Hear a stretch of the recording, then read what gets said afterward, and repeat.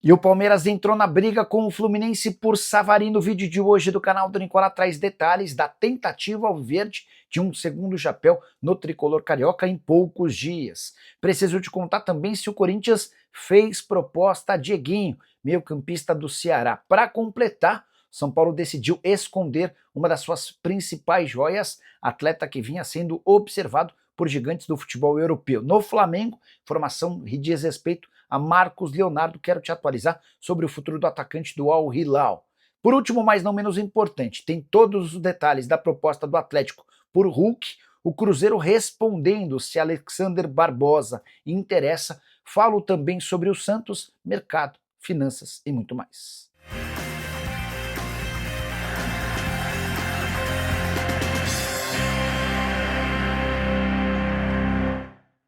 Fala aí pessoal, sou Jorge Nicola, bem-vindos a mais um vídeo do canal, sempre bom ter vocês por aqui. Sem perder tempo, pedir para deixar like, se inscrever no canal e ativar as notificações. Palpitão do Nicola no domingo bateu bonito. Até por isso estou chegando com mais uma sugestão para essa segunda-feira. Preciso da vitória do Egito contra Benin, da vitória da Nigéria contra Moçambique e da classificação do Galatasaray contra o Trabzonspor na semifinal da Copa da Turquia. Se esses três resultados comuns acontecerem, a gente pega uma odd de 2,57. Isso significa que o valor da nossa fezinha vai mais do que dobrar, quase triplicar.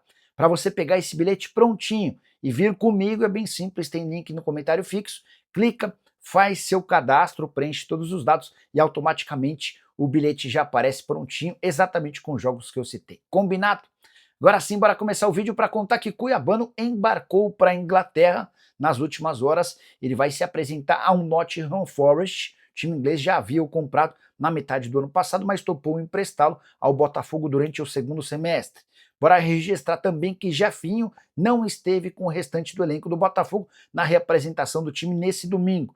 Tudo indica que o atacante será emprestado e clubes do Brasil e do exterior estão em negociação com o Botafogo.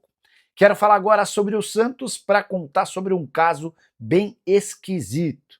Na metade do ano passado, o Peixe contratou Bilal Brahimi, argelino de 25 anos de idade, que estava livre no mercado. O contrato se encerra em dezembro de 2026. Ele, desde que foi contratado, esteve em campo em apenas uma única partida. Foram 20 minutos no empate em 2-2 contra o Red Bull Bragantino em 28 de setembro. Você está sentado? Melhor sentar.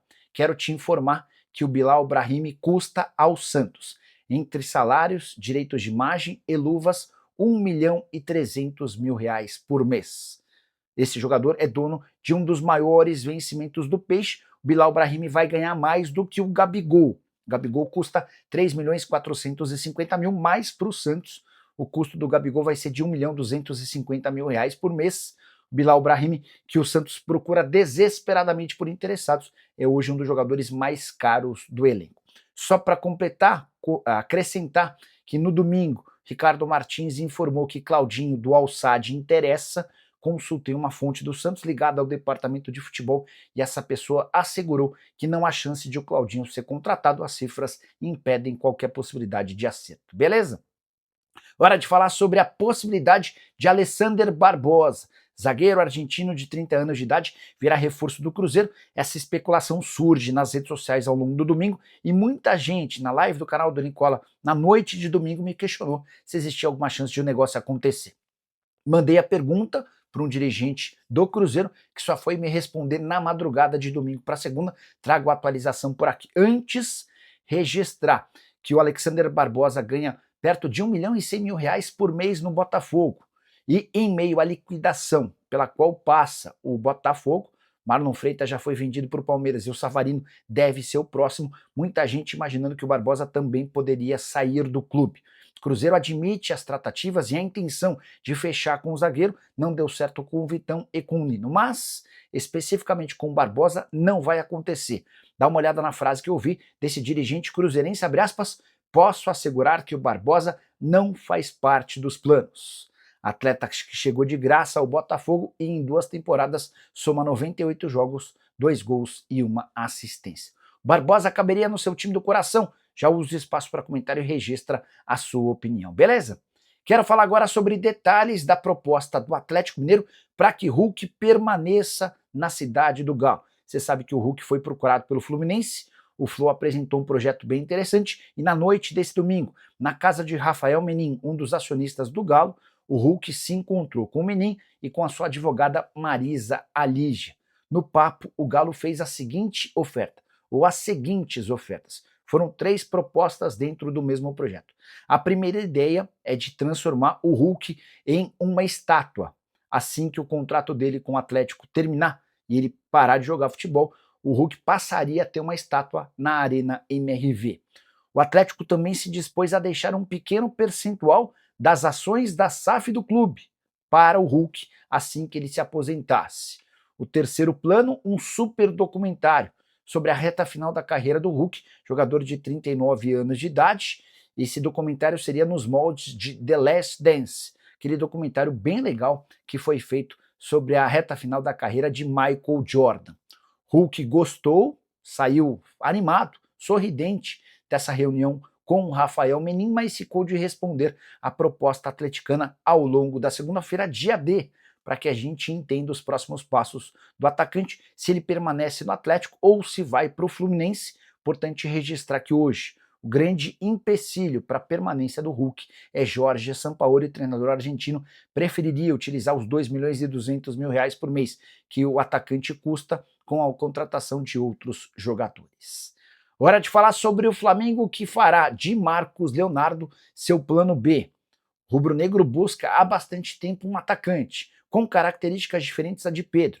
Por isso, recentemente, o Flamengo conversou com Tati Castellanos, que acaba de se mudar para o West Ham.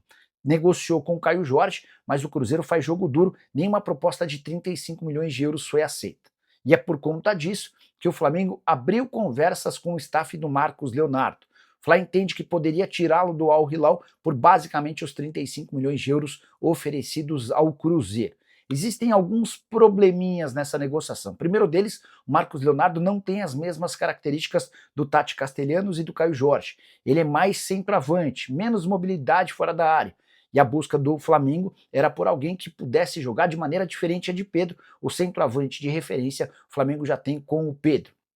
Ainda assim, por conta de toda a dificuldade na busca por esse camisa 9, o Flamengo fez ou abriu essa exceção buscando o Marcos Leonardo. Outro problema, hoje o atacante do Al Hilal ganha 2.700.000 reais livres de impostos e o Marcos Leonardo precisaria ceder, reduzir seus pagamentos para que pudesse ser uma opção para o Flamengo de 2026. Só para completar, o Al Hilal, que cogita não inscrevê-lo na reta final do Campeonato Saudita, houve uma mudança do regulamento e um jogador importante não vai poder ser inscrito, o Cancelo, o Darwin Núñez e o Marcos Leonardo são os 3 que correm risco de ficarem fora dessa lista. Apesar de correr esse risco de ficar fora, o Marcos Leonardo é muito bem avaliado pelo Al Hilal, inclusive nesse final de semana marcou mais um gol, temporada artilheira, ele é o principal goleador do time em 2025/2026.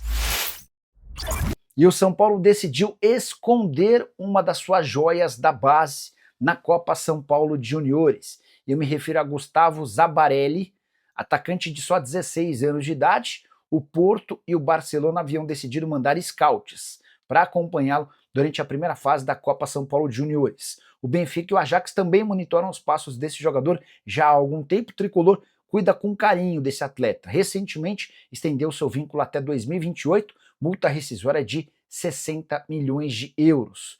Jogador representado pelo Bertolucci em parceria com Leca de Camargo. O Bertolucci é hoje o maior empresário do Brasil com portas abertas nos principais clubes do mundo. Pois bem, o São Paulo, em vez de utilizar o Zabarelli nas primeiras rodadas da Copa São Paulo, decidiu integrá-lo ao time sub-17 que está disputando um torneio na Alemanha. O Zabarelli deve voltar apenas a partir de 16 de janeiro para a fase final da Copa São Paulo, já em mata-mata.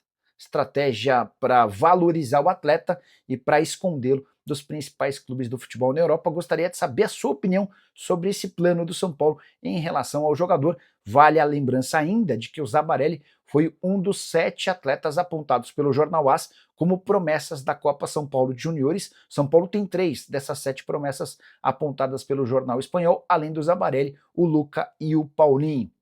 Só mais um detalhe importante, se o Zabarelli for vendido rápido, pelo São Paulo, ele fica pelo menos até março de 2027, quando completa 18 anos de idade. Quero responder agora se Dieguinho, meio-campista do Ceará, interessa ao Corinthians. Essa especulação ganhou os noticiários ao longo do domingo com a informação de que o atleta do vovô já faz parte dos planos do Corinthians. O Timão teria procurado representantes do jogador para abrir negociações e o staff do atleta teria recorrido ao Ceará para tentar entender as condições do negócio. O que eu fiz? Conversei com o João Paulo Silva, presidente do Ceará, para perguntar em que pé está essa negociação, quanto o Ceará pede. E a resposta, abre aspas, não tem proposta, não tem sondagem, não tem nada. Até por isso, nem tem como precificar o jogador, fecha aspas, disse o presidente do vovô. O Ceará assegura que não há negociação e estranha o vazamento dessa notícia. Só para completar, registrar também que o Dieguinho já tem 30 anos de idade, atleta formado em clubes do Rio de Janeiro, passou bastante tempo no Goiás e chegou ao Ceará na temporada passada. Nessa temporada de estreia pelo vovô foram 51 jogos, 2 gols e mais 2 assistências. Não acho que é o tipo do jogador que o Corinthians precisa para mudar de patamar. Não me parece alguém extremamente eficiente ou capaz de, ao menos, ser titular do clube, avaliado em 1,5 milhão de euros. Segunda-feira importante também para o Corinthians em relação a outros 2 pontos. Nessa segunda, o Shakhtar Donetsk promete uma resposta em relação ao futuro do Maicon. O Atlético Mineiro entrou na briga com o Corinthians pela contratação do volante. A tendência é que o Timão tenha de ceder e oferecer 3 anos de contrato para o jogador para não correr o risco de ver o Maicon jogando no rival mineiro. E a saideira se encerra nessa segunda-feira o prazo para a Responsa Gaming apresentar as garantias bancárias. Essa empresa ofereceu 180 milhões de reais fixos, mais bônus, além de uma série de antecipações. E o presidente do Corinthians, Osmar Stabile, ficou muito afim de fazer esse negócio, até porque teria a partir daí o dinheiro para o pagamento do Transferban. Acontece que essa empresa não conseguiu as garantias bancárias. 180 milhões de reais, contrato de 3 temporadas, muito dinheiro envolvido. Se essas garantias forem apresentadas, o Corinthians abrirá a mão do acordo com a Esportes da Sorte e será patrocinado pela Responsa Gaming. Caso contrário, a renovação com a Esportes da Sorte já está fechada e o valor salta de 103 para 150 milhões de reais por ano. E o Palmeiras entrou na disputa por Savarino, meio atacante venezuelano que pertence ao Botafogo. Ao longo do domingo, Botafogo e Fluminense avançaram para a transferência do atleta. O tricolor se comprometeu a pagar uma compensação financeira, além do repasse em definitivo de uma das suas joias, o Wallace Davi, volante de 18 anos de idade. Acontece que o Palmeiras entrou no último momento, mas com mais dinheiro na disputa. Verdão vai tentar repetir o que fez no Natal, quando contratou o Marlon Freitas, quando o volante estava muito perto de se mudar pro Fluminense. Dá para dizer que para o Botafogo negociar um jogador com o Palmeiras é tão ruim quanto negociá-lo com o Fluminense, que é um rival do estado. Tudo porque Botafogo e Palmeiras têm sido rivais nas disputas por títulos do futebol nacional e sul-americano. De qualquer forma, a saída do Savarino parece liquidez certa. A avaliação interna é de que o custo do Savarino, R$1.200.000 por mês, o segundo maior salário do elenco botafoguense, ficou aquém daquilo que ele entregou ao longo do ano de 2025, até por isso o Botafogo permitiu que o Savarino fosse alvo de especulações no São Paulo, no Corinthians, no Grêmio e mais recentemente em Fluminense e Palmeiras.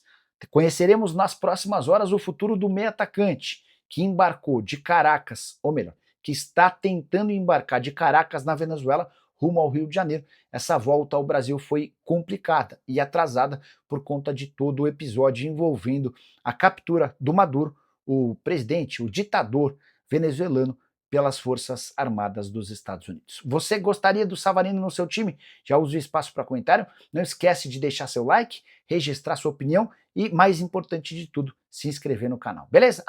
Saideira, só contar que estou usando a camisa do Tietê, do meu amigo Fábio Bola. O Tietê disputa a Copa São Paulo de Juniores. Abraço para todos, tchau!